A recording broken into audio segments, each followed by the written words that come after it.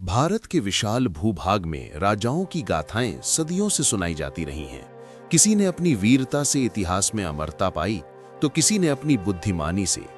पर इतिहास का एक वो कोना भी है जहां 5 ऐसे राजाओं की कहानियां दबे सुरों में कही जाती हैं। वे राजा जिन्होंने अपने स्वार्थ, लालच और विश्वासघात से अपने ही देश को घुटनों पर ला दिया।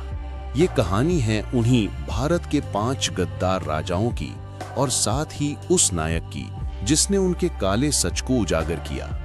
सुदूर हिमालय की तलहटी में एक प्राचीन आश्रम था, गुरु वशिष्ठ का आश्रम। वे केवल ऋषि ही नहीं बल्कि भारत की राजनीति, युद्ध नीति और धर्म नीति के सर्वोच्च ज्ञाता थे। एक दिन अचानक आकाश में धूल का तूफान उठा। 5 भव्य रथ आश्रम के द्वार पर आकर रुके। उनमें से उतरे 5 राज्यों के राजा। राजा विरक्तदेव कामराष्ट्र, राजा रणधीर वीरगढ़, राजा अमर्त्यसेन सुवर्णपुर, राजा तक्षकपाल नागकूट, राजा सुरथ सिंध देश। ये 5 राजा मित्र नहीं बल्कि अपने अपने राज्यों में अत्याचारी शासक माने जाते थे, पर आज वे दयनीय चेहरे लिए गुरु के सामने खड़े थे। गुरुदेव, राजा सुरथ बोला, हमें अपनी रक्षा चाहिए। किससे? गुरु ने पूछा। एक सच्चाई से, राजा तक्षकपाल ने कांपते हुए उत्तर दिया। गुरु वशिष्ठ ने अपनी आंखें बंद की। उन्हें सब पता था, धोखे, अत्याचार और विश्वासघात की वो कहानी जिसे ये राजा छिपाना चाहते थे। काम राष्ट्र के राजा विरक्तदेव को वासना और विलासिता का इतना मोह था कि उसने अपने ही राज्य की सीमाएं विदेशी आक्रमणकारियों के हाथ बेच दी थीं।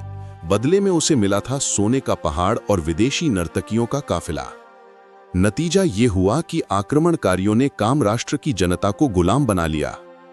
गुरु वशिष्ठ ने उससे कहा था, एक राजा का पहला धर्म अपने लोगों की रक्षा है और तुमने उन्हें ही बाजार में बेच डाला।